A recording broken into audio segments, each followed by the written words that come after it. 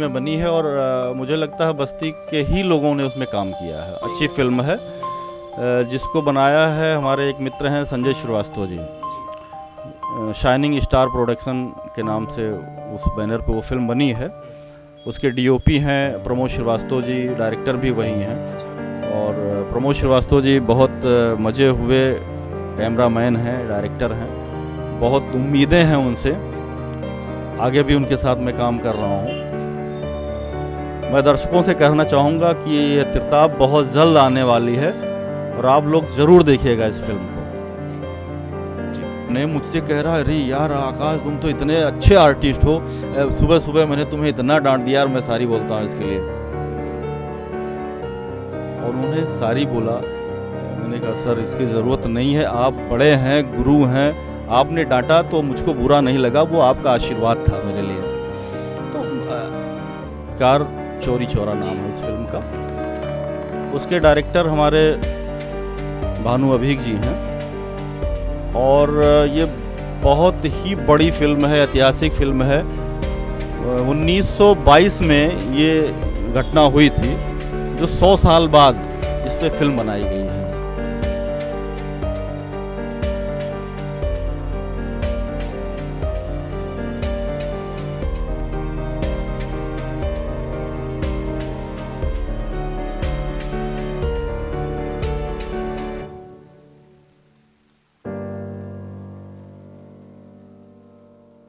दोस्तों नमस्कार, मैं हूं धर्मेंद्र पांडे और आप देख रहे हैं हमारा एक्सक्लूसिव कार्यक्रम पंचायत।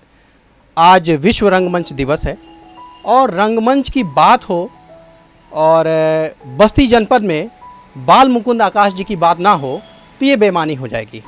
तो इसलिए आज हम लोग बाल मुकुंद आकाश जी से भेंट करेंगे और इस रंगमंच कर्मी के बारे में जानेंगे कि कितनी दुश्वारियाँ आई इनके जीवन में, रंगमंच से क्या क्या हासिल किया और किस मुकाम तक पहुँचे। सारी कुछ चीज़ें, सारी कुछ बातें आज हम लोग विशेष विस्तृत चर्चा में जानेंगे।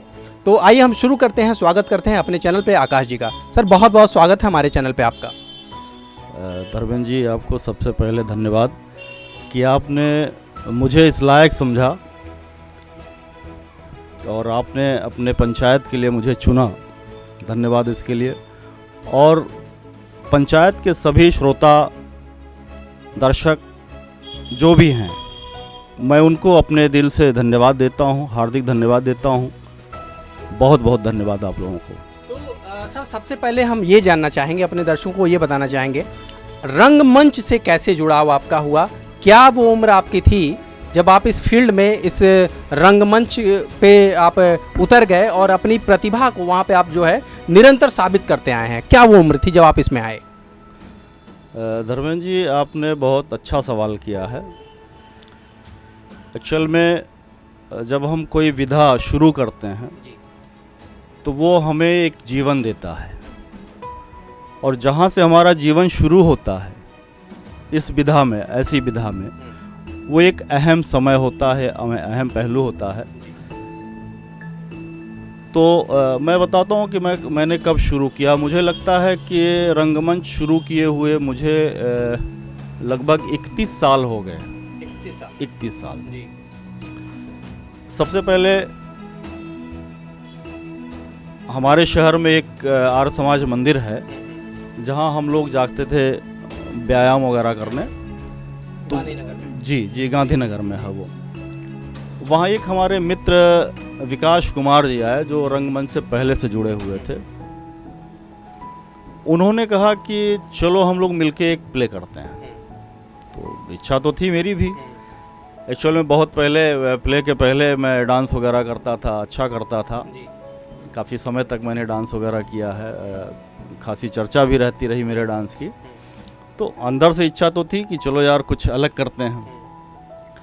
फिर विकास जी से मैंने कहा कि भाई हाँ करते हैं प्ले।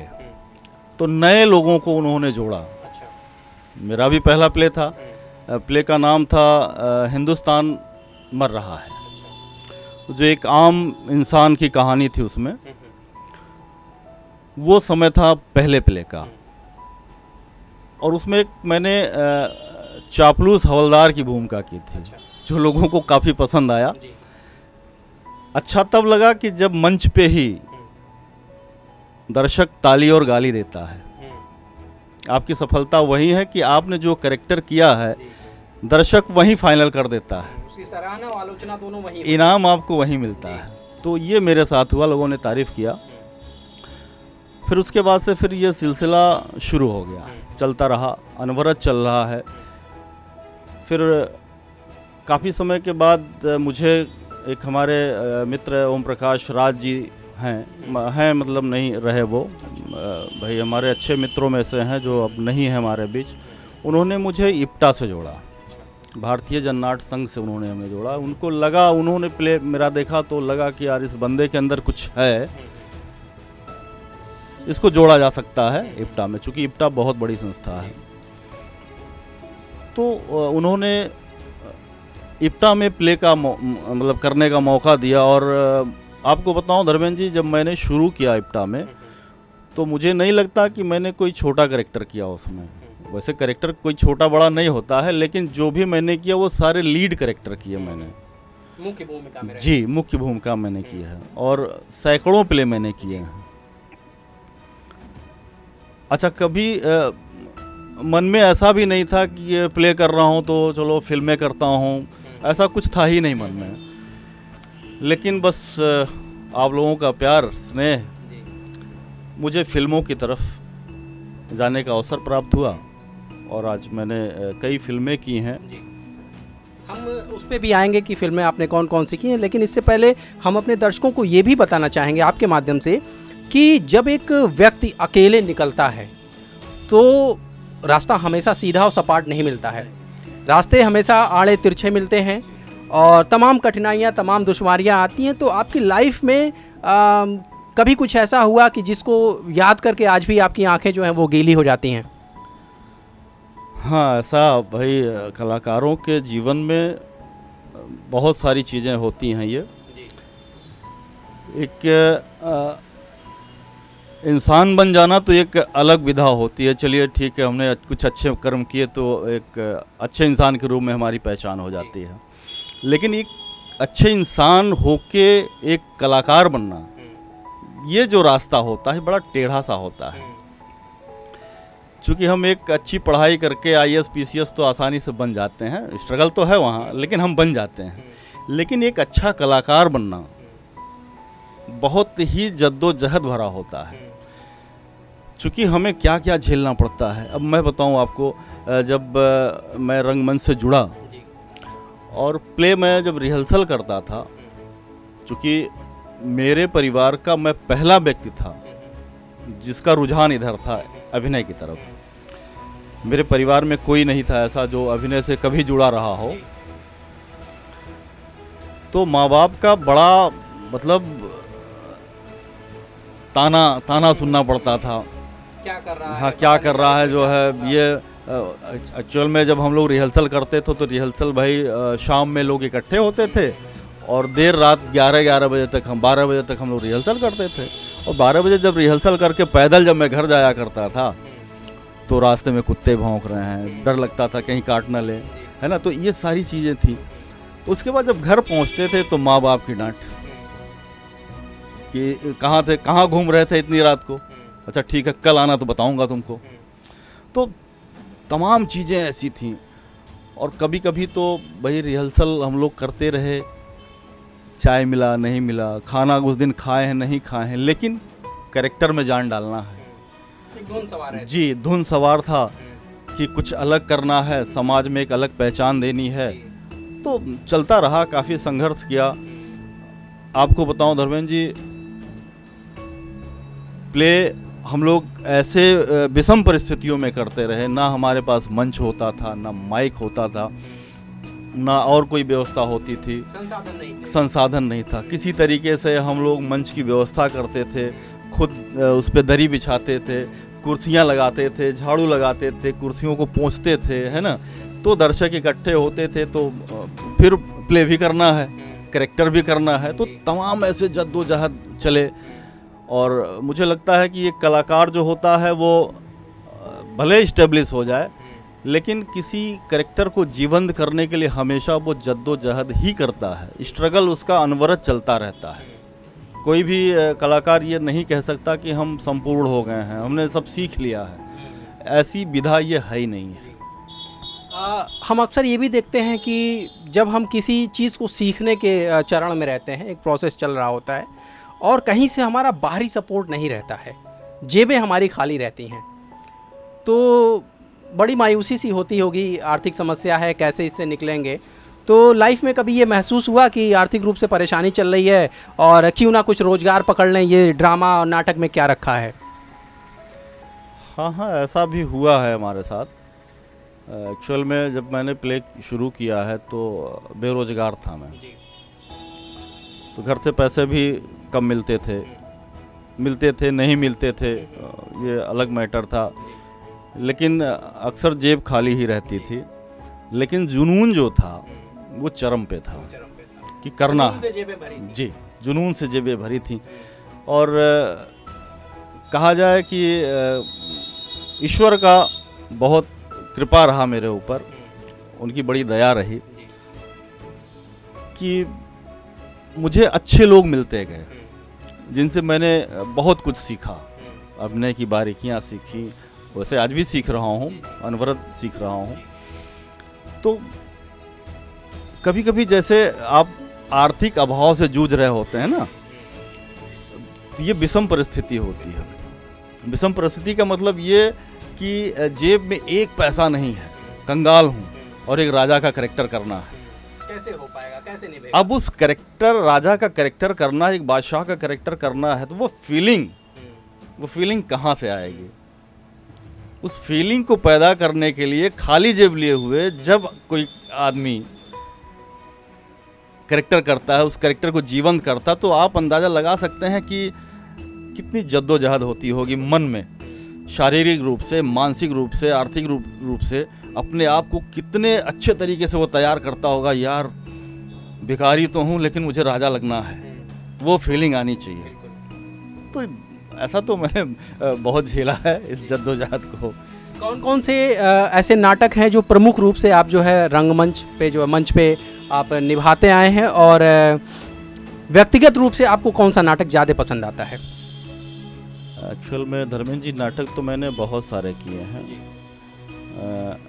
हमारे अपने शहर के एक विजय श्रीवास्तव जी हैं, जिनका लिखा हुआ एक प्ले मैंने किया था, अपील जी।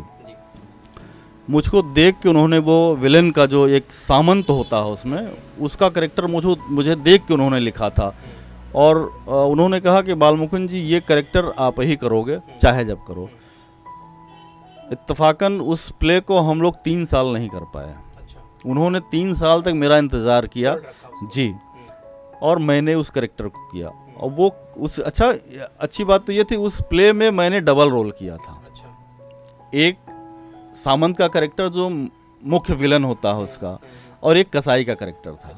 और दोनों के कॉस्ट्यूम में जमीन आसमान का अंतर था।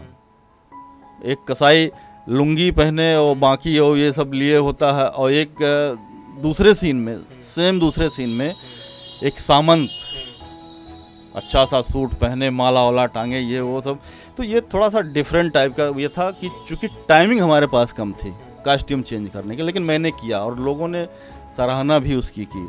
और मैं विजय जी का बड़ा शुक्रगुजार हूँ, धन्यवाद उनको देता हूँ कि उन्होंने मेरे लिए ऐसे प्ले लिखे। यही नहीं, उन्होंने मेरे लिए तमाम प्ले लिखा है। उन्होंने बहुत कुछ मैंने सीखा है उनसे। हमारे बड़े भाई जैसे हैं, गुरु हैं, पिता हैं, सम्मान करता हूँ उनको, जिस लायक हैं भी वो। एक बार मैंने मुंशी जी की कहानी पे काम किया, कफन जी। कफन का मेन जो कैरेक्टर होता है माधव, वो प्ले मैंने किया था और उस कैरेक्टर की बड़ी सराहना हुई थी। इसको हम लोगों ने इप्टा के मंच पे किया था, रायबरेली में किया था। काफ़ी अच्छा प्ले रहा और वो कैरेक्टर जो था वो मेरे मतलब मुझे छू गया। वो कैरेक्टर बहुत अच्छा प्ले था वो। फिर मैंने बहुत पहले मैंने एक नाटक किया, डायरेक्ट किया था मैंने। नाटक भी मैंने, बड़े सौभाग्य की बात है कि एक प्ले मैंने डायरेक्ट किया, वो भी मुंशी जी का ही प्ले था, मंत्र। जी जी जी जी, बहुत अच्छा है।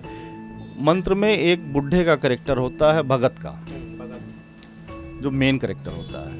तो जब मैंने प्ले किया तो उस समय हमारे पास अच्छे कलाकार नहीं थे। तमाम वरिष्ठ कलाकारों ने मना कर दिया, अरे भाई बालमुकुंद जी कहाँ, अब आप हमको इसमें घसीट रहे हैं। तो हमने कहा कोई बात नहीं, मैं नए लोगों के साथ करूँगा।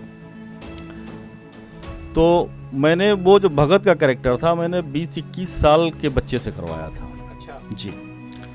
और मेकअप मैंने उसका खुद किया था, और एक 80 साल बुढ़े का लुक दिया था मैंने उसको। लोग पहचान नहीं पा रहे थे। तो बच्चे ने अच्छा किया भी था, बहुत बढ़िया प्ले हुआ था। लेकिन वो जो भगत का कैरेक्टर था वो मुझे छू गया। फिर मेरे मन में आया, यार ये प्ले तो मुझे करना चाहिए, ये कैरेक्टर मुझे करना चाहिए। बहुत साल के बाद, मुझे लगता है कि 15-16 साल के बाद वो कैरेक्टर करने का मुझे सौभाग्य मिला। 2016 में वो कैरेक्टर मैंने किया भगत का, तो अच्छा रहा वो भी कैरेक्टर। काफ़ी लोगों ने सराहना की उस कैरेक्टर की। ऐसे ऐसे मैंने बहुत सारे प्ले किए। अभी रिसेंटली मुझे लगता है ये लॉकडाउन के पहले मैंने एक प्ले किया था, बंधन तोड़ो। सोशल मीडिया पे काफी चर्चा जी जी जी जी जी जी। हमारे शहर में जो ऑडिटोरियम है, अटल बिहारी वाजपेयी प्रेक्षागृह, उसमें हम लोगों ने पहला प्ले किया था अपना। हमारे मित्र प्रशांत पांडे जी हैं, जिनके द्वारा ये प्ले लिखा गया था और निर्देशित भी उन्हीं के द्वारा था। और उन्होंने, पांडे जी ने उसमें एक बहुत ही बेहतरीन भूमिका की थी। उनका विवेकानंद जी का कैरेक्टर उन्होंने किया था। और मतलब उन्होंने जो कैरेक्टर मेरे लिए लिख दिया, मतलब जान डाल दिया उन्होंने अपनी लेखनी से उसमें, उस कैरेक्टर में। अब आप समझिए, जिस लेखनी में जान हो, उस कैरेक्टर को प्ले करने में कितना मज़ा आया होगा। तो ये सारे कैरेक्टर मेरे बड़े करीब रहे, बड़े अच्छे लगे मुझे। अगर हम बात करें इसके अलावा, अगर थिएटर से हट के अगर हम लोग आते हैं फिल्मों की तरफ, तो कुछ बड़ी फिल्मों में भी आपने जो है आपका चेहरा दिखा हम लोगों को। अभी एक वेब सीरीज आई थी, बड़ी चर्चित थी, आश्रम। इसके अलावा अभी जो है रवि किशन जी की एक फिल्म आपने जो है उनके साथ शूट किया, चौरी चौरा। तो एक रंग मंच से उठ के इतने बड़े लेवल पे पहुंच जाना, एक लंबा सफ़र आपने तय किया इतने संघर्षों के बाद। तो एक जो सुखद एहसास महसूस होता होगा कि आज हम लोग इस पड़ाव पे पहुंच गए हैं, कैसा लगता है कि एक मुकाम हासिल कर पाए इन सब चीज़ों से? हाँ, ये बहुत अच्छा सवाल आपने किया है और अच्छा भी लगा। एक्चुअल में रंग मंच से फिल्मों की तरफ जाना, एक्चुअल में रंगमंच और फिल्में दोनों अलग अलग विधाएं होती हैं। रंगमंच क्या है? रंगमंच जो मीडिया है वो वॉयस मीडिया होती है, और फिल्म जो है वो एक्सप्रेशन मीडिया होती है। दोनों में बहुत अंतर होता है। रंगमंच का जो कलाकार होता है उसकी आवाज़ लाउड होती है, उसके एक्सप्रेशन लाउड होते हैं, लेकिन फिल्म जो होती है उसमें आपको कहीं लाउड नहीं होना होता। ना तो आपकी वॉइस ज़्यादा लाउड हो, ना आपके एक्सप्रेशन लाउड हो, स्मूथली वो चलता रहता है।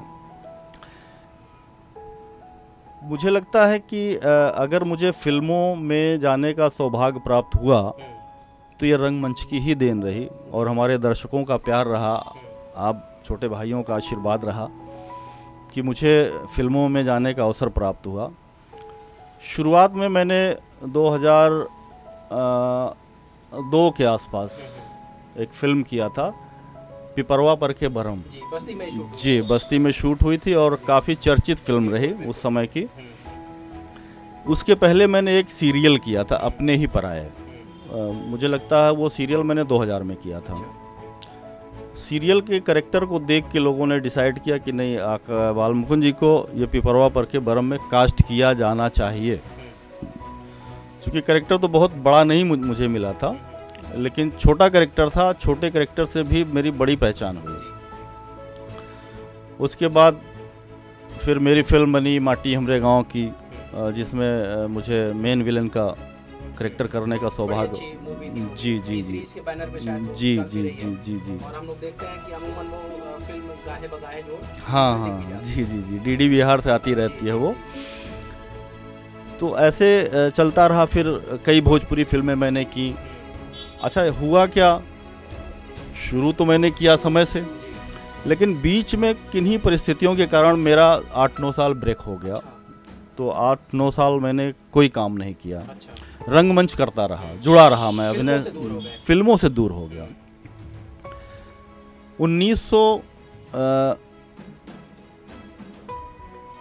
2019 में 2019 में फिर मेरी शुरुआत हुई अच्छा। फिल्मों की तरफ। हमारे शहर के संजय श्रीवास्तव जी हैं, जो अच्छे भोजपुरी के डायरेक्टरों में जिनका नाम है, और हमारे बड़े अच्छे मित्रों में से हैं। उन्होंने ये सौभाग्य प्राप्त किया, ये कैरेक्टर मुझे दिया रितेश पांडे जी के साथ फर्ज में, और तब से फिर चल रहा है। फिर बीच में मैंने प्रकाश झा सर के साथ, मैं चाह रहा था कि आप अपने मुंह से जो है वो दर्शकों को बताएं जी कि आश्रम मूवी में आपकी क्या भूमिका रही है। जी, आश्रम जो वेब सीरीज आई थी हमारी बॉबी देओल जी के साथ, प्रकाश जी उसमें एज ए डायरेक्टर थे। एज ए डायरेक्टर क्या, पूरा प्रोडक्शन ही उन्हीं का था। तो ऐसे star director Prakash Jha sir जैसे लोगों के साथ काम करने का सौभाग्य प्राप्त हुआ। आपको एक बात बताना चाहता हूँ धर्मेंद्र जी, एक्चुअल में होता क्या है कि जब हम किसी बड़े प्रोडक्शन में जाते हैं, वहाँ जब काम करने की इच्छा होती है तो ऑडिशन होते हैं, है ना। जैसे किसी नौकरी पाने के लिए इंटरव्यू होता है, तो किसी कैरेक्टर को पाने के लिए ऑडिशन देना पड़ता है। तो प्रकाश झा सर के लोग थे, उनके कास्टिंग डायरेक्टर थे, तो मुझे ऑडिशन के लिए बुलाया गया। तो मैं भी गया ऑडिशन के लिए। अब आपको विश्वास नहीं होगा कि मेरे जीवन का वो पहला ऑडिशन था। उसके पहले मैंने कभी ऑडिशन नहीं, जी कभी ऑडिशन नहीं दिया था। तो अच्छा, कोई ऑडिशन की कोई जानकारी भी नहीं थी कि कैसे ऑडिशन होता है, क्या होता है ऑडिशन में, क्या करना पड़ता है। हाँ, ये था कि उधर से हमको थोड़ा टिप दिया गया था कि आपको डायलॉग ये दिया गया है, नहीं शायद डायलॉग नहीं दिया गया था। उन्होंने कहा कि आपको 1 से 1.5 मिनट में एक छोटा सा प्ले करना है और 3-4 अभिनय के रसों में। हमने कहा ठीक है। तो तैयारी तो मेरी कोई नहीं थी, पहुंच तो गया था मैं वहाँ पे, कोई तैयारी नहीं थी। फिर धीरे धीरे लोगों के ऑडिशन हो रहे थे। जब मेरा नंबर आया तो हमने कहा चलो चलते हैं, क्या होता है। तो धर्मेंद्र जी, जब मैं ऑडिशन रूम में घुसा हूँ तो भाई लोग बैठे थे, कास्टिंग डायरेक्टर हुए, कैमरामैन हुए और तमाम लोग। हाँ, ये था कि भाई कैमरे से डर नहीं लगता था, वो अलग बात था।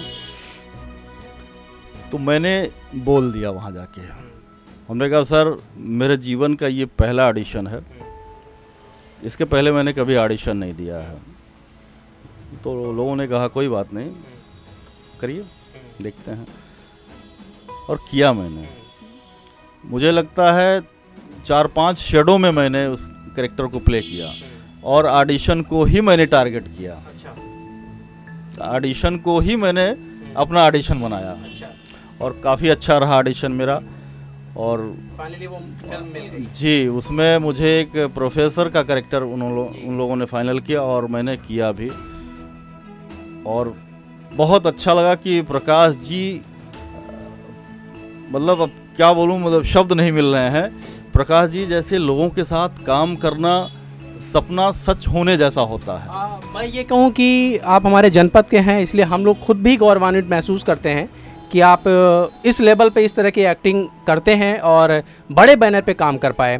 तो दूसरी फिल्म की अगर हम थोड़ी चर्चा कर लें कि जो अभी आपने चौरी चौरा शूट किया हाल में ही, रवि किशन की एक बड़ी फिल्म है और क्रांतिकारियों से रिलेटेड फिल्म है, तो इसमें कैसा अनुभव रहा, क्या कैरेक्टर था आपका इसमें? अभी तो जो मैंने फिल्म किया है 1922 प्रतिकार चौरी चौरा नाम है उस फिल्म का।